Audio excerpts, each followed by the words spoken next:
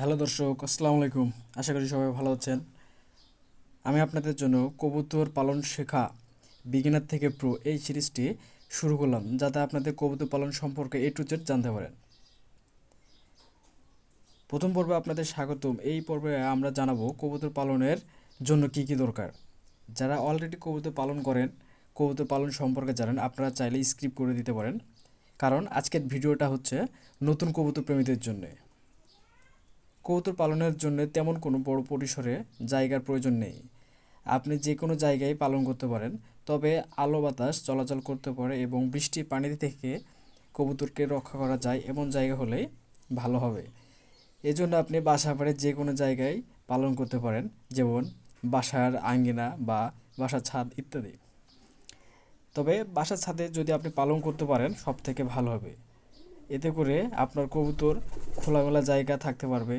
যদি বাসার ছাদ না হয় তাহলে কোনো সমস্যা নেই, আপনি যে কোনো জায়গায় কবুতর পালন করতে পারবেন। প্রথম অবস্থায় আপনি 10 থেকে 15টি কবুতর দিয়ে শুরু করতে পারেন, কারণ প্রথম অবস্থায় অনেকগুলো কবুতর দিয়ে শুরু করলে দেখা যাচ্ছে যে কবুতরের বিভিন্ন রোগবালা বা কবুতর পালে যেতে পারে। এতে করে প্রথম অবস্থায় আপনি ভীত সন্ত্রস্ত হতে পারেন। 10 থেকে 15টি কবুতরের জন্য আপনার কতটুকু জায়গার দরকার হবে, সেক্ষেত্রে আপনি 5 ফুট বাই 5 ফুট জায়গা থাকলে ভালো হয়।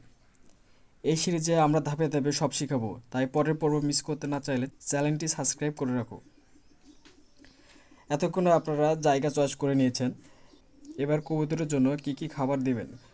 কবুতর সাধারণত গম, চাল, ভুট্টা, মুগ ডাল, সরিষা সঙ্গে প্রতিদিন পরিষ্কার পানি দিতে হবে।